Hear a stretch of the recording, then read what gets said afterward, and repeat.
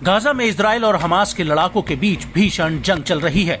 एक तरफ Israeli air force जमीन, आसमान और समुद्र से गाजा में लगातार आग बरसा रही है, तो वहीं दूसरी तरफ हमास के लड़ाके गाजा में खंडर पड़ी इमारतों में छिपकर आईडीएफ को निशाना बना रहे हैं।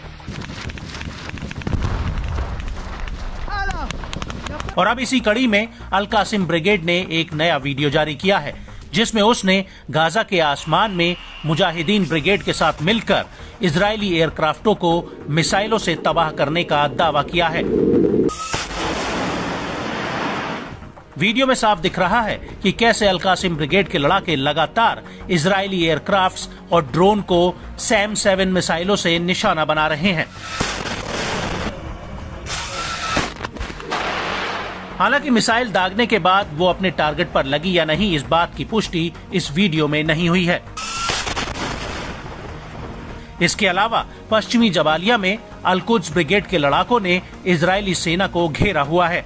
यहाँ पर अल कुद्स और मुजाहिदीन ब्रिगेड के लड़ाके मशीन गन से इजरायली सैनिकों पर ताबड़तोड़ फायरिंग कर रहे हैं।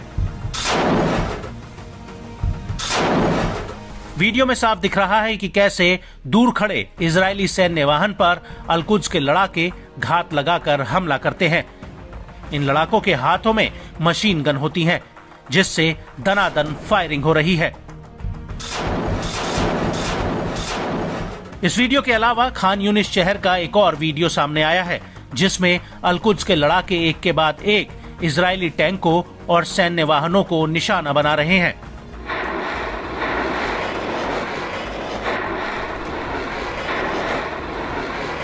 आगे इस वीडियो में इजराइल के 3 सैनिक दूर खड़े दिख रहे हैं, जिन पर अल कुद्स के लड़ाके हमले कर रहे हैं।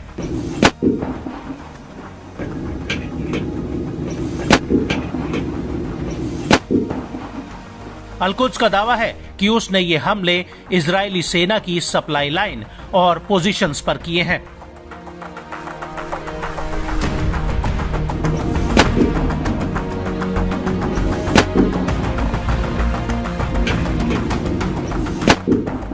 अल कुद्स ब्रिगेड का दावा है कि इन हमलों में उसने इजरायली सेना के 15 अधिकारियों और सैनिकों को निशाना बनाया है, जो एक घर में पनाह लिए हुए थे। अल कुद्स का कहना है कि उसने ये हमला दक्षिणी गाजा के खान यूनिस शहर के हाउज इलाके में किया है और उसका हमला एकदम सटीक रहा। यहाँ तक कि उसके लड़ाकों ने इजरायली सैनिकों के चीखने चिल्लाने की आवाजें तक सुनी है।